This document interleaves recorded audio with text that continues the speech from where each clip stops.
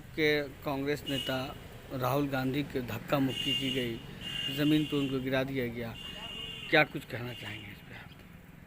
देखिए, सबसे पहले तो मैं इस घटना की घोर निंदा करता हूँ।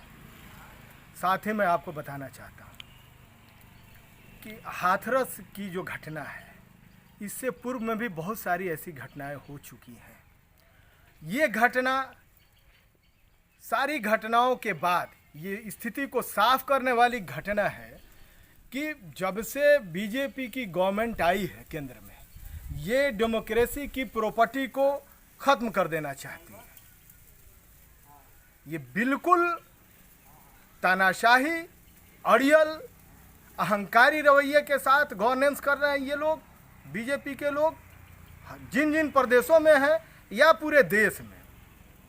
रही बात राहुल जी की, तो राहुल जी की मैं 2014 से पहले दी हुई स्पीच पे आपको फोकस करना चाहूँगा और पूरे देश के लोगों को आपके माध्यम से, कि राहुल जी ने एक बात कही थी कि मुझे दो तरह का हिंदुस्तान दिखाई देता है, एक अमीरों का हिंदुस्तान, दूसरा गरीबों का हिंदुस्तान। उन्होंने कहा था कि आरएसएस धीरे धीरे भारत की सारी प्रमुख संस्थाओं पर अपना कब्जा जमा चुकी है, नाक के तरह फन बना चुकी है।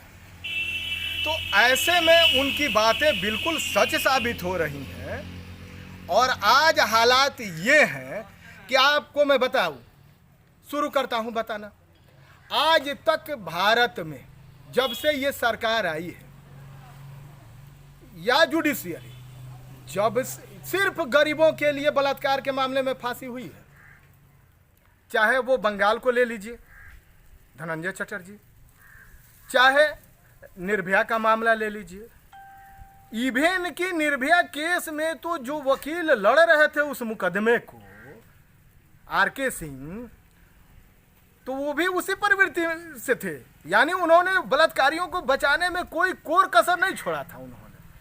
तो ऐसी हालात बन चुके हैं देश में कि इस परिस्थिति में लड़कियों का भारत की सड़कों पे चलना, भारत में कंसीव करना बड़ी मुश्किल हो गया है।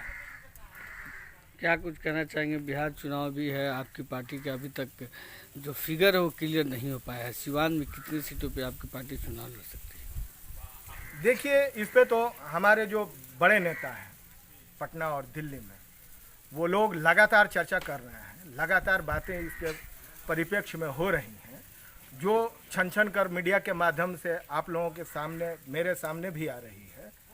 लेकिन हकीकत ये है कि कांग्रेस सिवान जिला में कम से कम 2 सीटों पे चुनाव लड़ने जा रही है। ऐसा मुझे आशा है और विश्वास भी है।